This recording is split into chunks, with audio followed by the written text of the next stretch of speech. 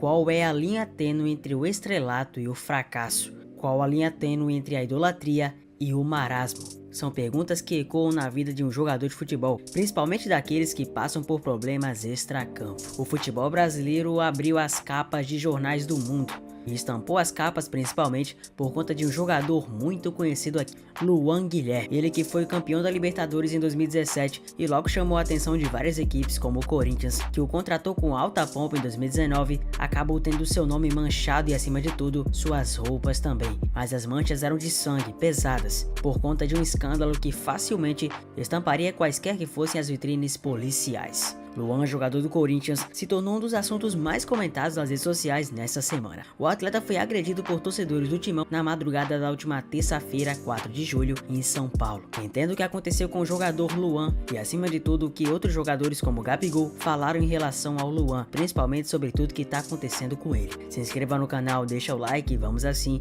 compreender tudo o que está ocorrendo.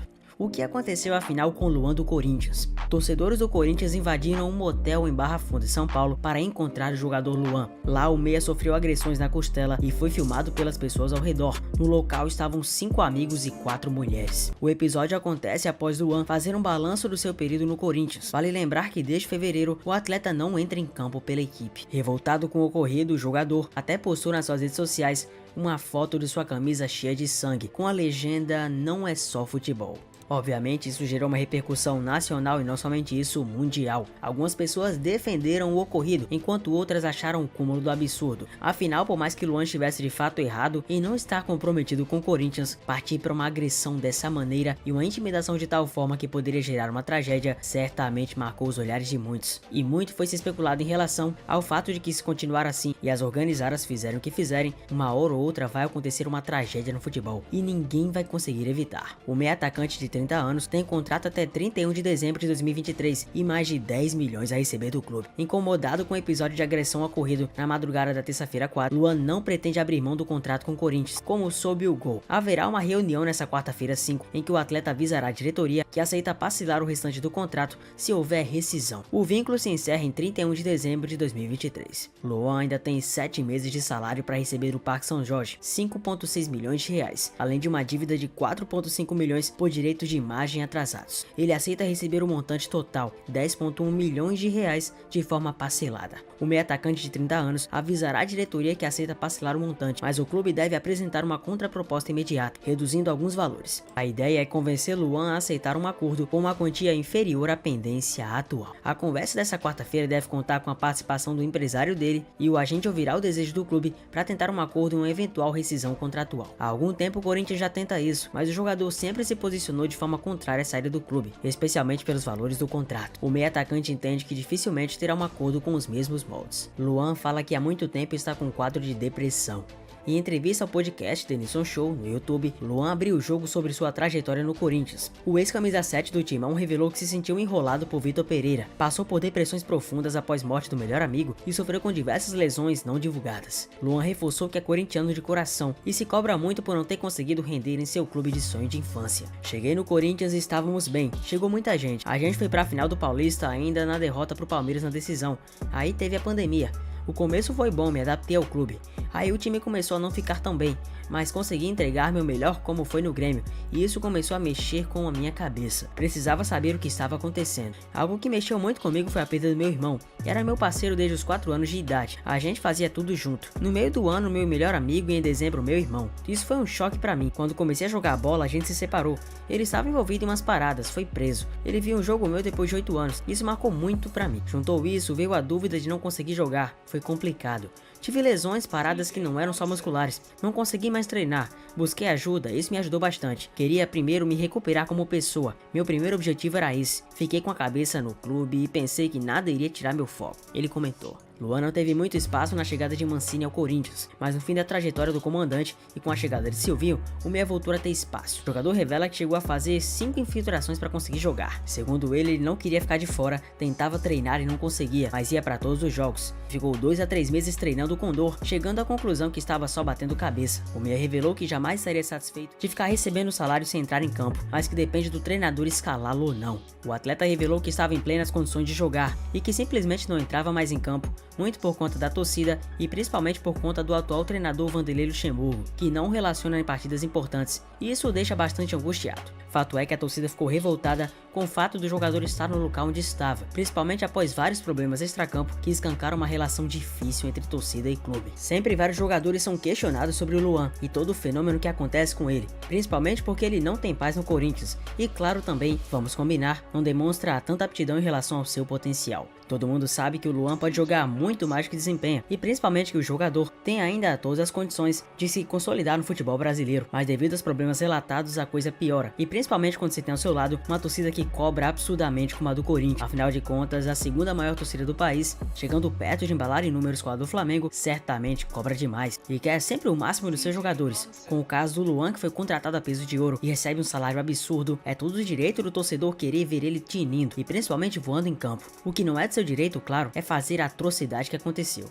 Mas falando em torcida grande, tem um certo jogador que conhece muito bem o que é pressão, status, mídia e acima de tudo, entrega dentro de campo. Esse é Gabigol, Gabriel Barbosa, jogador do Flamengo que já é praticamente um dos maiores ídolos da história do clube. E ano passado, inclusive, ele já havia dado a real sobre o Luan do Corinthians. Se liga aí. Luan, meu parceiro. O Luan é seu parceiro? Muito meu parceiro. O Luan também é meu parceiro. Eu trombei ele falou que gosta do meu trampo. Você tem o WhatsApp do Luan, né? Tenho.